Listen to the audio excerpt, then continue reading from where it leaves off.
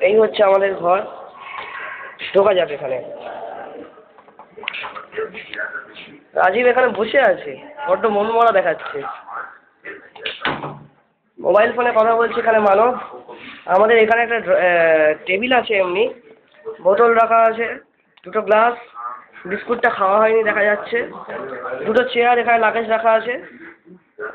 এখানে একটা টিভি আছে, টিভিতে কি চলছে? ন্যাশনাল জিওগ্রাফি, ভালো চ্যানেল, শিক্ষামূলক চ্যানেল।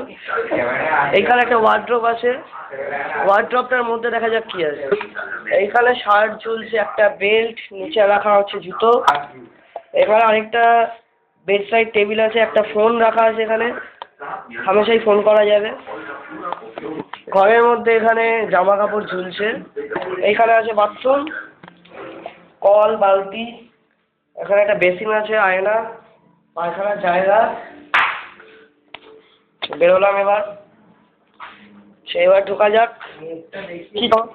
এখানে একটা ছোট কিচেন আছে, এটাকে আমরা লাগেজ রাখার রুম হিসেবে ব্যবহার করি।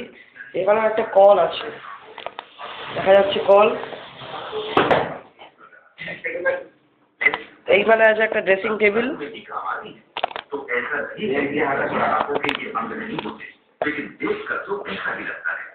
এখানে একটা বারান্দা আছে, বারান্দাটা খোলা যাক। খুলে গেল বারান্দার দরজা, জামা কাপড় ঝুলছে। এই হলো আমাদের বারান্দা, এখান দিয়ে সমুদ্র দেখা যাচ্ছে। এইখানে আরেকটা হোটেল আছে, এটা অর্কদীপদের রুম। আচ্ছা, আমাদের পাশেই আছে প্রশান্তদার রুম, ওইটা হচ্ছে অজয়বাবুদের রুম। এইখান থেকে দেখা যাচ্ছে রাজীব দাস শুয়ে আছে। ব্যাস, এই হলো আমাদের রুম, দেখা যাচ্ছে। আর কি দেখানো আছে?